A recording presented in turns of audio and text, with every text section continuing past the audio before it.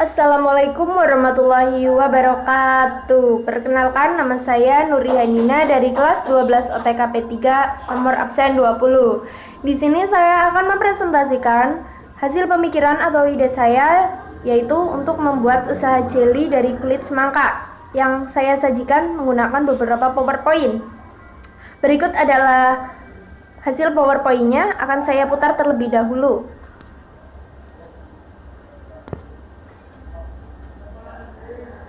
Terdiri dari 7 buah slide. Yang pertama yaitu slide cover.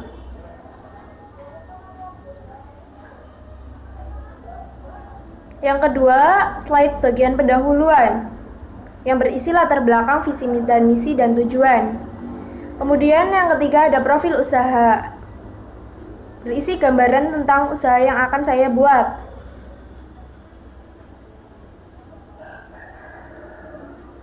Kemudian yang keempat yaitu aspek pasar dan pemasaran.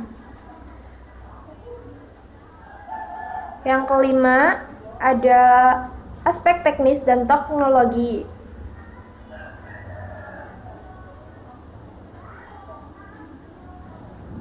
Kemudian yang ketujuh ada yang keenam aspek keuangan. Yang ketujuh ada penutup yang berisi kesimpulan dan saran. Baik, akan kita bahas satu persatu, mulai dari bagian pendahuluan.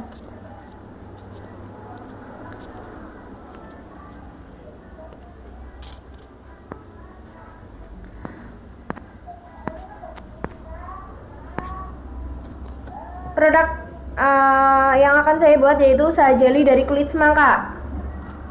Kemudian ada bagian pendahuluan. Bagian pendahuluan dibagi menjadi 3 bagian, yaitu latar belakang, visi dan misi, dan tujuan. Latar belakang berisi dengan mengapa alasan saya memilih kulit semangka dijadikan sebagai bahan baku utama dalam proses pembuatan ini. Karena Indonesia merupakan negara tropis dan buah semangka hidup di daerah tropis, sehingga kita dengan mudah dapat mencari bahan baku yang berkualitas. Selain itu, petani semangka biasanya hanya menggunakan biji dan dagingnya saja untuk budidaya semangka. Kemudian mereka akan membuang kulit semangka. Padahal kulit semangka kaya akan manfaat. Oleh karena itu, saya mencari kulit semangka sebagai bahan baku utama. Yang kedua, ada visi dan misi. Visinya yaitu menjadi produsen jeli kering yang berbeda atau menjadi pembuat jeli kering yang berbeda dari usaha-usaha yang sudah berkembang, khususnya pada jeli-jeli seperti ini. Yang kedua ada misi, yaitu membuat jeli kering dari limbah kulit semangka dan mempunyai daya saing yang tinggi. Terus yang ketiga ada tujuan. Terdapat 5 tujuan dalam usaha saya ini, yaitu yang pertama, mengurangi limbah kulit semangka yang menumpuk dan tidak berguna. Yang kedua, menciptakan jeli kering yang mempunyai kaya akan manfaat dan nilai lebih. Yang ketiga, menjaga kelangsungan usaha agar usaha ini tetap berjalan. Yang keempat, menambah ilmu, wawasan, serta pengalaman dalam berwirausaha tentunya. Kemudian yang kelima, mendapatkan keuntungan. Kemudian berikutnya ke slide profil usaha, berisi tentang gambaran usaha yang akan saya buat. Nama usahanya yaitu Jeliku, bergeraknya atau jenis usahanya bergerak di bidang kuliner atau makanan. Kemudian lokasi usahanya di rumah saya sendiri, di rumah produsen, yaitu di sekitar kota Cilacap. Kemudian akan saya jajakan pula melalui medsos. Berikutnya ada struktur organisasi usaha. Di sini tidak ada struktur organisasi usaha karena usaha ini masih bersifat atau marketing mix, terdiri dari 4, yaitu ada produk, price, place, promotion. Produk berisi produk yang akan kita buat, yaitu jeli kering dari kulit semangka. Price, harga yang akan kita jual, yaitu sekitar Rp3.000. Kemudian place, yaitu tempat melakukan usaha, yaitu di rumah saya sendiri. Kemudian akan saya jajakan juga melalui medsos, via WhatsApp, Facebook, atau Instagram. Kemudian promotion, yaitu cara mempromosikannya.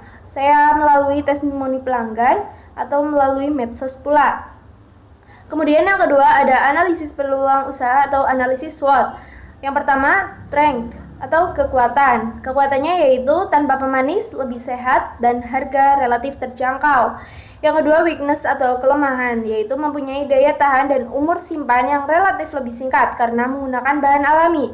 Yang ketiga, opportunity, yaitu peluangnya sangat menjanjikan karena produk ini belum booming dan belum terkenal di pasaran masyarakat hingga saat ini. Yang keempat, threatness atau ancaman, yaitu munculnya pengusaha baru dan memiliki daya tahan yang singkat merupakan ancaman bagi kita. Pengusaha baru ini khususnya untuk produk yang sama yang diproduksi sejenis oleh kita. Kemudian ada aspek teknis dan teknologi. Berisi bahan baku, yaitu ada daftar bahan baku yang dibutuhkan, yaitu kulit semangka, gula pasir, vanili, air jeruk nipis, parutan kulit jeruk nipis, garam, dan air. Cara memperoleh bahan baku yaitu melakukan pembelian dengan memperhatikan kualitas yang ada. Kemudian yang kedua ada peralatan yang dibutuhkan dalam pembuatan usaha ini, yaitu pisau, baskom, dan panci. Yang ketiga, penentuan lokasi usaha. Lokasi usaha yaitu di mana kita akan memasarkan, membuatnya. Yaitu kita akan buat di rumah saya sendiri atau di rumah produsen, dan kita akan jajakan pula melalui medsos, melalui via WhatsApp, Facebook, atau Instagram. Kemudian ada kegiatan produksi yang berisi langkah-langkah pembuatan. Adapun langkah-langkahnya yaitu sebagai berikut. Yang pertama, siapkan alat dan bahan. Yang kedua, pisahkan antara daging dengan kulit semangka. Kemudian cuci kulit semangka sampai bersih. Yang ketiga, potong menggunakan pisau kulit semangka membentuk dadur yang kecil-kecil. Kemudian tambahkan air, masukkan ke dalam panci, kemudian rebus. Gunakan api sedang. Hal ini kulit semangka agar lunak, tidak keras nantinya. Yang kelima, jika sudah lunak atau sudah mendidih, maka tambahkan bahan-bahan pelengkap seperti gula pasir, vanili, garam untuk memadukan cita rasa pada saat itu. Tunggu hingga mengental. Setelah mengental, tambahkan air jeruk nipis, parutan kulit jeruk nipis. Setelah itu, biarkan mereka mencampur menjadi satu. Kemudian, tunggu hingga dingin. Apabila Anda ingin menambahkan hal yang lebih menarik, maka Anda dapat menambahkan pewarna makanan agar warnanya tidak pucat. Kemudian, setelah dingin, masukkan ke dalam kemasan. Usahakan kemasan tersebut dalam keadaan tertutup sehingga tidak mengubah cita rasa yang ada. Masukkan ke dalam kulkas agar rasa yang diinginkan lebih maksimal atau lebih nikmat. Kemudian ada aspek keuangan. Aspek keuangannya yaitu terdiri dari biaya produksi dan perhitungan biaya keuntungan. Biaya produksi terdiri dari biaya bahan baku. Setelah kami jumlah bahan baku tersebut, semuanya berjumlah Rp39.000. Biaya alatnya yaitu kami hitung per bulan dengan umur ekonomis, yaitu sekitar Rp10.500. Yang ketiga, biaya operasional, yaitu biaya listrik, air, dan tenaga kerjanya. Setelah kami hitung, yaitu Rp145.000. Kemudian ada hitungan biaya produksi, yaitu jumlah dari biaya operasional, biaya bahan baku, dan biaya alat, yaitu Rp194.500. Kemudian harga pokok penjualan, yaitu perhitungan biaya produksi dibagi banyaknya produk yang akan kami buat, yaitu Rp194.500 dibagi dengan 100, kurang lebihnya Rp1.945. Maka kami bulatkan menjadi Rp2.000 per buahnya atau per satuan, harga satuan. Kemudian harga jualnya yaitu Rp3.000, berasal dari harga satuan ditambah keuntungan. Kami mengambil keuntungan Rp1.000.